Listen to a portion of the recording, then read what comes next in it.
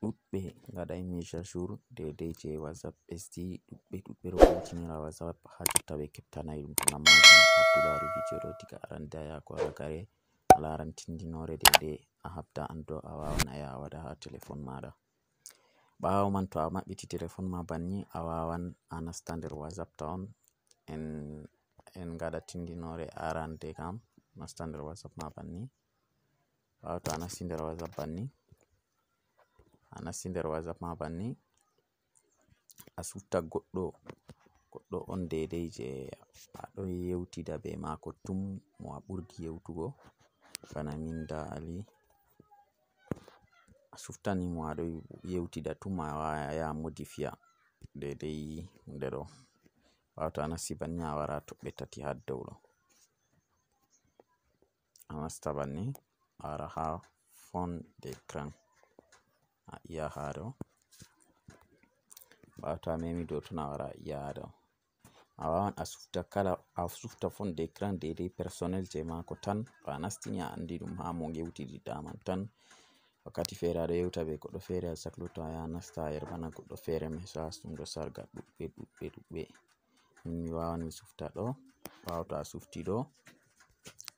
ɗo a wawan a mema ha les ha ɗo a wawan a mema ha les ha babal mi sappani en ɗo a mema dow ton banni. To a memi ɗo ha ɗo ɓe ƴamima kala ɓe a yewtiditta fu a wawan a sanja hunde ɗo man banni a ɗala dow banni na walla ɗum je ɗo bo ɓe ƴamima ɗum je goɗɗo goto min mi wawan mi sufta je oɗo man tan je ɗo tan mi sufti wato je fere mako kanko. To a wari je les ɗo bo holli ɓe pat maɓɓe ko group je a mari ha WhatsApp chat banni man ɗum joɗata. A wawan suftugo je dow ɗo banni sufti je dow. To a lari no ɗum warti en ponda nastugo bana ha ɗo en nasta oɗo en darani a lari nda no ɗum wurtata fere. To ɓawo man to mi wari mi nasti ha ɗo bo to mi nasti ɗo bo non dari fon d'écran man fere couleur fere ɗo tindinore arandere en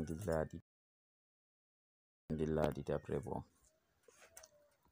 bo ɗiɗo a wawan a nasta nder ɗon manni kala message je on gewtididda be goɗɗo en andi to a yewtidi be goɗɗo message man to waɗi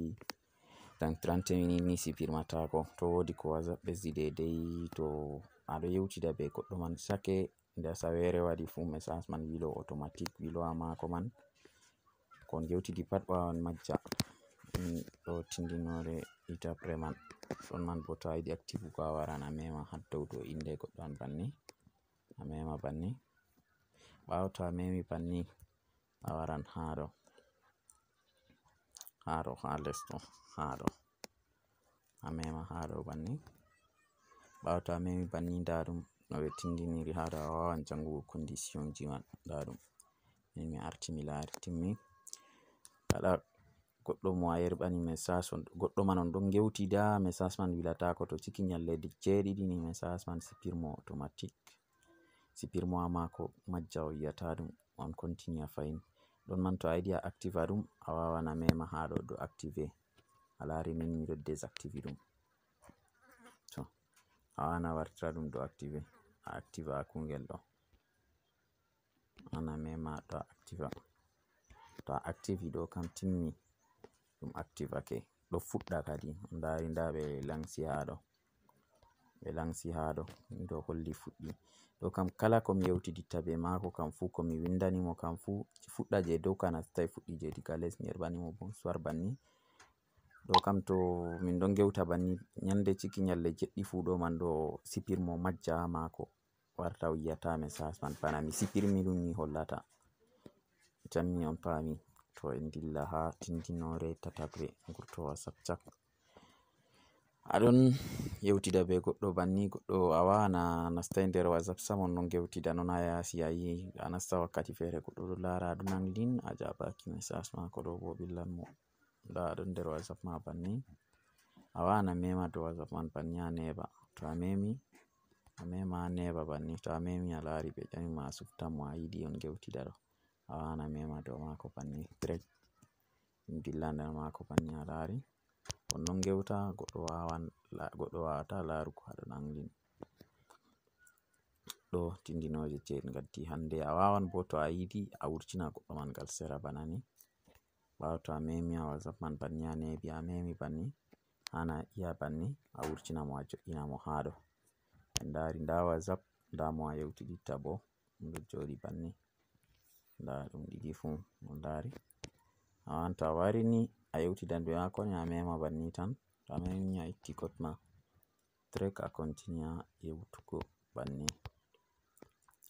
Mi tammi on dari tindinoje daidai ɗe en gaddi hande bo tammi on dari daidai tindinore man kadi kala ɗum fu bawan abonugo tangeji bo partage ko video man heɓa ɗuɗɓe ngara nasta ndara wotoro be majum on. Gettama, assalamu alaikum.